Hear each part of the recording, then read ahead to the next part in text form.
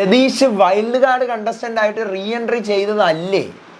ചലഞ്ചറാണോ രതീഷ്? കാരണം ഇന്നത്തെ എപ്പിസോഡിൽ ലാലേട്ടൻ തന്നെ പറയുന്നുണ്ട് 3 ദിവസത്തേക്ക് മാത്രമേ രതീഷ് ഉള്ളൂ. രതീഷും പറയുന്നുണ്ട് കുറച്ച് ദിവസത്തേക്കേ ഞാൻ ഉള്ളൂ, ഉള്ള ദിവസം അത്ര ഹാപ്പി ആയിട്ടിരിക്കും, ഞാൻ പഴയ രതീഷ് അല്ല. അപ്പോൾ ഇതെന്തെങ്കിലും ട്വിസ്റ്റ് ഉണ്ടോ ഇതിനകത്ത്? രതീഷിനെ പിന്നെ ഒരു ചലഞ്ചറായിട്ട് അങ്ങനെ കയറ്റുമോ? എന്താണ് സംഭവം? ഇതൊക്കെ അവിടെ നിൽക്കേ ആരാണ് ഔട്ടായത്?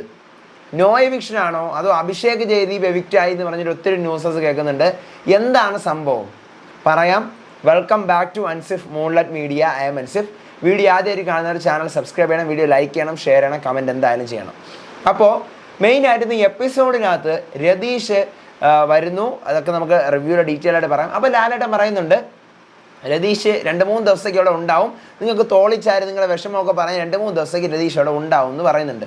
അതിനുശേഷം പിന്നീട് രതീഷും പറയുന്നുണ്ട് ഞാനിവിടെ എത്ര ദിവസം ഉണ്ടാവുമെന്നൊന്നും എനിക്കറിയില്ല, കുറച്ച് ദിവസം ഉണ്ടാവുമായിരിക്കും, അപ്പോൾ ഉള്ള അത്രയും ദിവസം നമുക്ക് മാക്സിമം എൻജോയ് ചെയ്യണം, ഞാൻ പഴയ രതീഷായിട്ടല്ല വന്നിരിക്കുന്നത്, ലാലേട്ടൻ്റെ ഞാൻ പറഞ്ഞിട്ടുണ്ട് ഇതൊരു വേറെ രതീഷാണ് എന്നാണ് പറഞ്ഞിരിക്കുന്നത്.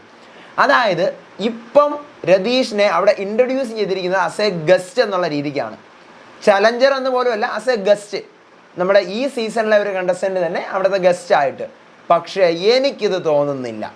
ഗസ്റ്റ് എന്നൊക്കെ പറഞ്ഞ് എല്ലാവരും ഇരിക്കും, പക്ഷേ 2-3 ദിവസം കഴിയുമ്പോഴത്തേക്കും അല്ലെങ്കിൽ അടുത്ത ആഴ്ച ലാലേട്ടൻ വരുമ്പോൾ ഒരു പക്ഷേ രതീഷ് ഗസ്റ്റ് അല്ല, രതീഷിനെ നമ്മളിവിടുത്തെ വൈൽഡ് കാർഡാണ്, രതീഷ് വീക്ഷിച്ചൊക്കെ നിന്നതാണ് എന്നുള്ളൊരു ലെവലിലേക്ക് കൊണ്ടുവരും എന്നാണ് എനിക്ക് തോന്നുന്നത്. എനിക്ക് അങ്ങനെയാണ് തോന്നുന്നത്. നിങ്ങൾക്ക് എന്താ തോന്നുന്നത്? അങ്ങനെ ഒരു സംഭവം വരാനാണ് ഏറ്റവും കൂടുതൽ ചാൻസ്. രതീഷിനെ ഇപ്പോൾ ഒരു ഗസ്റ്റ് ചലഞ്ചറൊക്കെ ആക്കി നിർത്തിയിട്ട് 2-3 ദിവസം കഴിഞ്ഞ് രതീഷിൻ്റെ പെർഫോമൻസ് നല്ല ഗ്രാഫിലാണെന്നുണ്ടെങ്കിൽ രതീഷിനെ പിടിച്ച ഒരു കണ്ടസ്റ്റൻ്റ് ആക്കും. ചിലപ്പോൾ ഓൾറെഡി കണ്ടസ്റ്റൻ്റ് തന്നെ ആയിരിക്കും, ഈ വീട്ടുകാരെ പറ്റിക്കാൻ വേണ്ടി അങ്ങനെ നിർത്തിയിരിക്കുന്നതായിരിക്കും, നമുക്കൊന്നും പറയാൻ പറ്റത്തില്ല.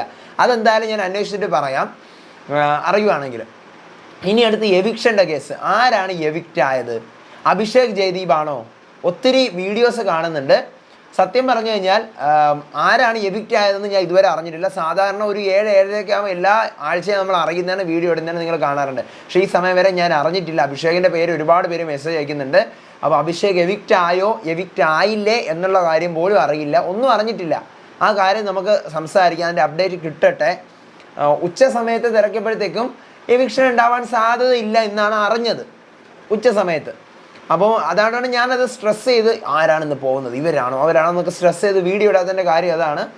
പിന്നെ ഈ പറഞ്ഞ പോലെ അഭിഷേകാണ് ഏറ്റവും വോട്ടിംഗ് ലിസ്റ്റിൽ താഴെ നിൽക്കുന്നതെന്നൊക്കെ പറയുന്നു, അതെല്ലാം ഉള്ളത് തന്നെയാണ്. പക്ഷേ ഈ ആഴ്ച എവിക്ഷൻ ഉണ്ടാവാനുള്ള സാധ്യത കുറവാണ്. എവിക്ഷൻ എന്ത് നടന്നു എന്നുള്ള കാര്യം അറിയത്തില്ല.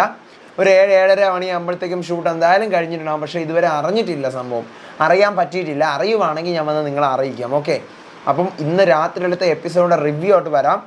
അപ്പോൾ അതുവരെ സ്റ്റേ ട്യൂണായിട്ടിരിക്കുക. നിങ്ങളുടെ അഭിപ്രായങ്ങൾ മസ്റ്റ് ആയിട്ട് കമൻറ്റ് ചെയ്യുക. ചാനൽ ആദ്യമായിട്ട് കാണുന്നവർ സബ്സ്ക്രൈബ് ചെയ്യണം, വീഡിയോ ലൈക്ക് ചെയ്യണം, ബിഗ് ബോസ് ആണെന്ന് ഫ്രണ്ട്സിന് ഷെയർ ചെയ്ത് കൊടുത്ത് നമ്മുടെ ചാനൽ ഇൻട്രൊഡ്യൂസ് ചെയ്യണം.